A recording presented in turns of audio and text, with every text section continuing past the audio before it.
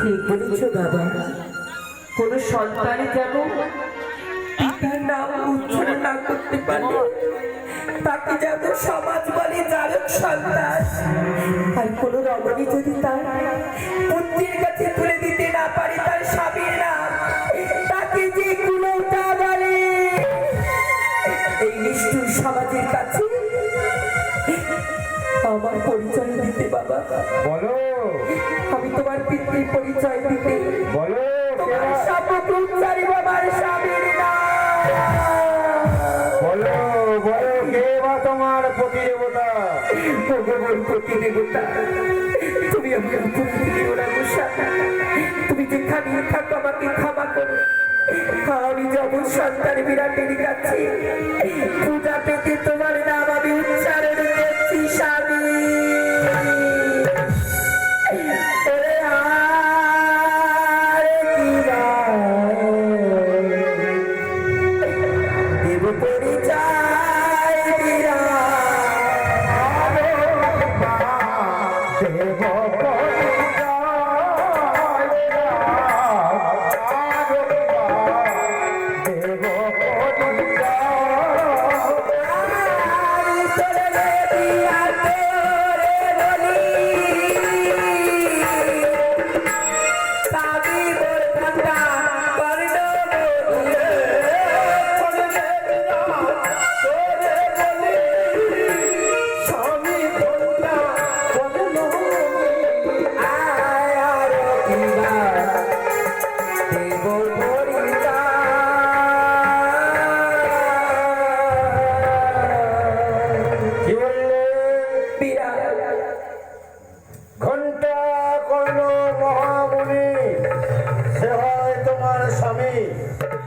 চমৎকার, চমৎকার তোমার পরিচয়। পিতা পদ্ম ব্রহ্মা, মাতা সাহা দেবী, খুললে তাতে পিনাকি মহেশ্বর, জ্যেষ্ঠ তাত হয় চক্রধারী নারায়ণ। আর ঘন্টা কর্ণ মুনি, সামান্য একটা মুনি, সে কিনা হয় তোমার স্বামী। তুমি এক মানবকে আর এক মানবকে করতে পারো না অপমান। বিরাট মানব তারা নয়, মানবের বেশে দিয়ে যায় দেবতার পরিচয়। তোমার ভগবান সে মানবের বেশে লীলা করেছে ধরিত্রীর বুকে, তবে তোমার সে মানব ভগবান থেকে তুমি কেন পুজো করছো বাবা? আমি দেবাদিদেব মহাদেব আর একমাত্র শঙ্খ চক্র গলা পদ্মধারী নারায়ণ ছাড়া কারোকে পুষ্পাঞ্জলি দিই নাই। আমিও বলছি তোমার এই তর্ক চূর্ণ হবে। কি বলতে চাও তুমি? তুমি অপমান করছো। একদিন তার চরণে বসে তোমায় মা বলে ডাকতেই হবে। তাই নাকি? বিরাট, আচ্ছা বলো তো, জানো বিরাট, এত দাম? এই রাজত্বে অনেক রাজা ছিল, পৃথিবীর বুকে অনেক রাজা জন্মে আছে। কেন বলো তো বিরাট? কেন? আমি তোমার কাছে এলাম। কিসের জন্য তুমি আমার কাছে এসেছো? পৃথিবীতে বহু রাজেন্দ্র ছিল, তাদের কাছে তুমি কেন যাওনি? বিরাট, অন্ন যখন আহার করো পাত্র পরিষ্কার দিকে তবে তো তোকে অন্ন বাড়বে। ওই, তাই আমিও দেখতে এসেছি তুমি কেমন রাজা, তুমি কেমন ভক্ত।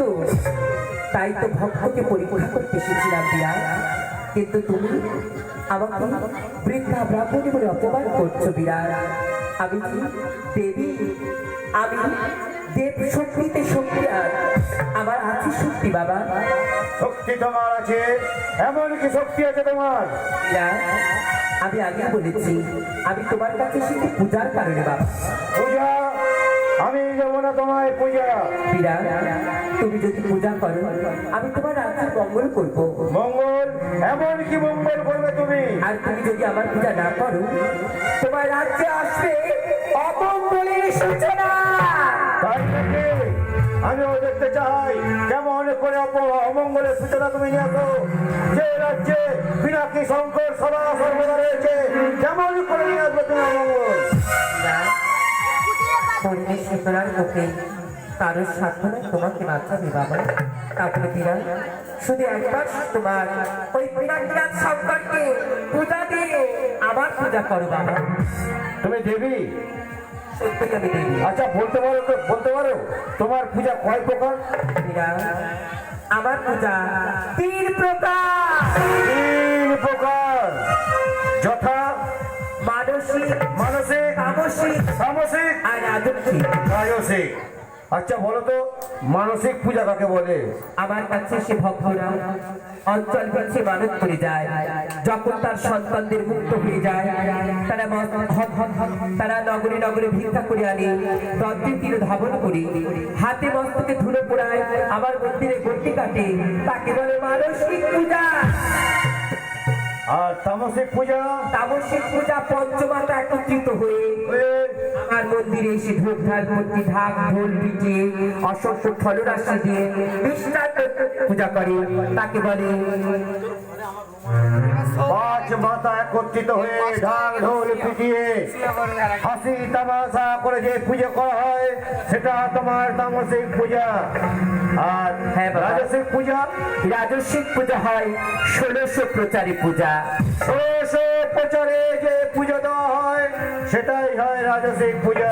হ্যাঁ বাবা। আমি রাজা, আমি 1600 প্রচারে করবো তোমার পূজা। বলো বলো তোমার পূজা উপকরণ।